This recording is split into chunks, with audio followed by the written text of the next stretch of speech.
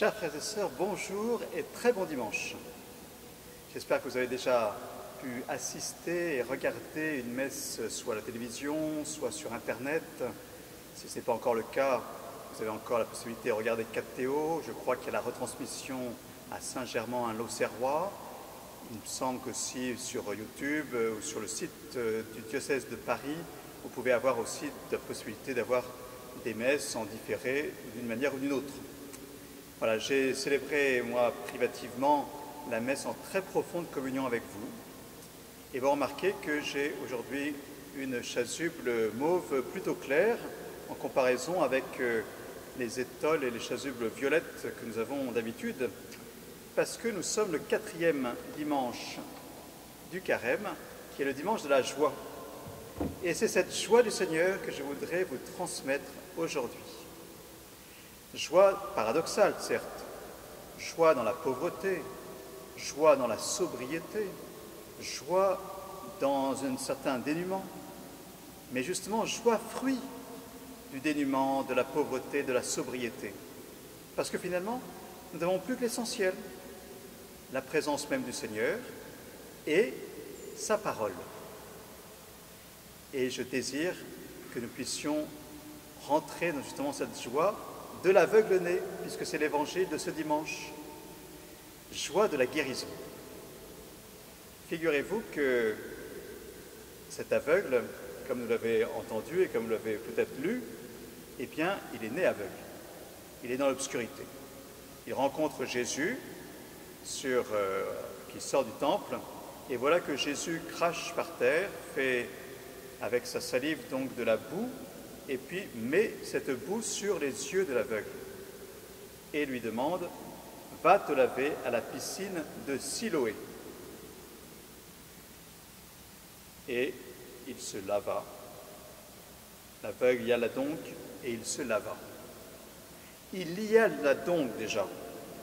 Il est aveugle et il part. Je ne sais pas si vous êtes déjà allé à Jérusalem. J'espère qu'en paroisse, nous pourrons y aller dans quelque temps. Eh bien, quand on va du temple jusqu'à la piscine de Siloé, qui est en contrebas, donc ça descend, et en plus c'est escarpé. Et c'est presque dangereux, entre guillemets, surtout pour un aveugle. Sans doute qu'il s'est fait aider. Déjà, il ne voyait pas, et en plus il avait de la boue. Nous aussi, on est parfois un petit peu dans l'obscurité. Et il y a même des moments où on se dit « Mais Seigneur, pourquoi tu nous rajoutes en plus de la boue ?» C'est déjà suffisamment difficile comme ça, et tu nous rajoutes de la boue. Eh bien, l'aveugle, lui, a cru à la parole de Jésus. Il lui a fait confiance. Il y est allé. Sans doute qu'il a été aidé, guidé, soutenu par quelques personnes qui étaient là et qui voient eux.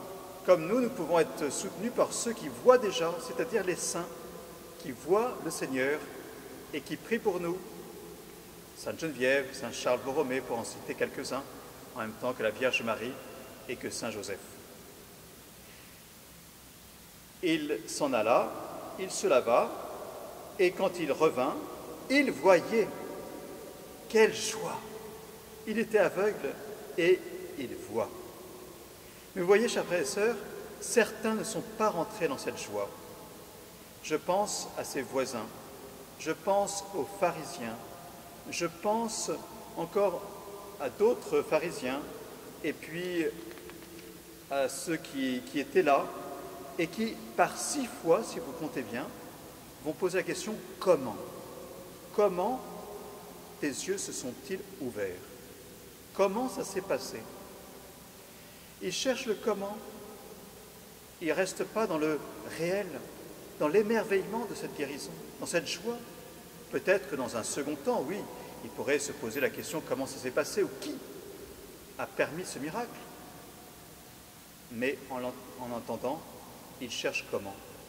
Et ils restent dans la tristesse. Et finalement, comme Jésus le dit dans l'Évangile, à la fin, dans l'obscurité. Eux qui croient voir, ils sont dans l'obscurité.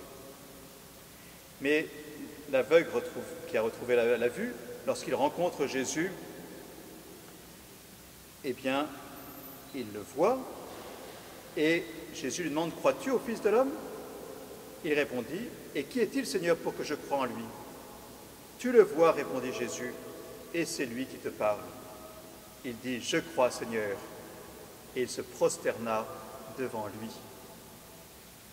L'aveugle guéri croit à cette lumière non seulement des yeux, mais du cœur. Et c'est ça, la véritable joie.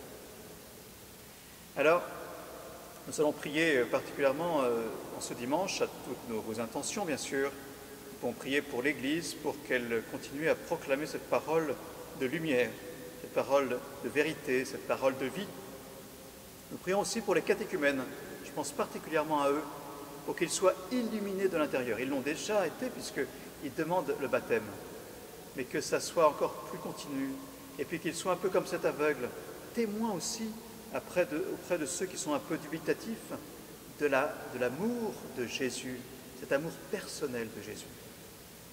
Nous prions aussi pour les gouvernants qui prennent des mesures justes et sages, ajustées, proportionnées.